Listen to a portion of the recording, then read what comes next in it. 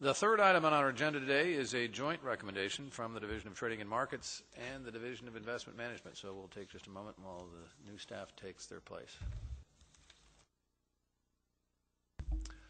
The purpose of this next proposal is to protect investors' privacy when it comes to their most personal financial and investment information.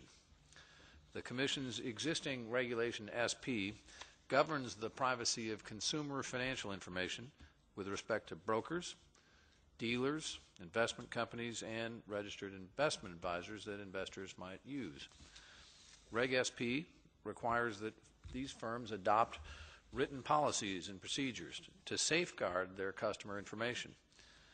And it requires firms to take care whenever they dispose of a customer's personally identifiable information. It also requires that a customer be given the choice to say that he or she does not want his or her private personal information disclosed to third parties.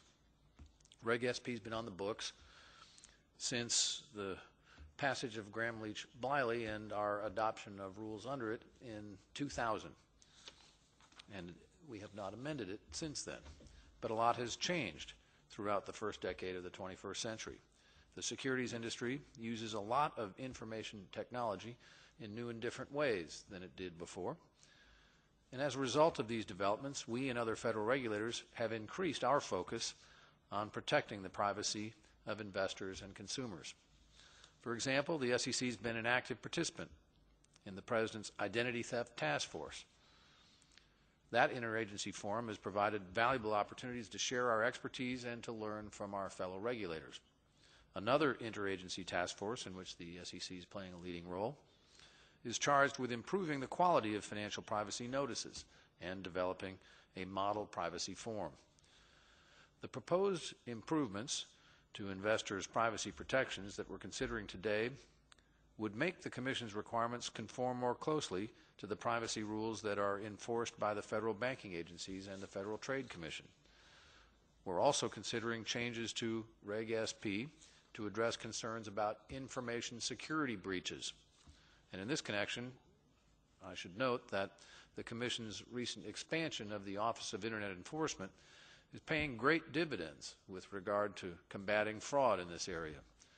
This rule proposal draws on that growing experience. For example, in recent months, the Commission has brought 2 enforcement actions against foreign perpetrators, in one case from India and the other from Estonia, who hacked into the accounts of U.S. investors and used these accounts to manipulate the prices of securities.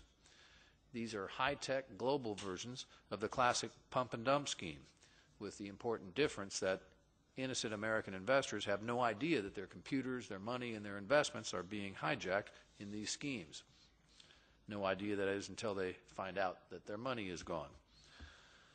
Separately, staff in the Division of Enforcement are investigating whether investment firms have violated Reg SP's existing requirements for safeguarding customer information. So let me move to the specifics about these proposed amendments.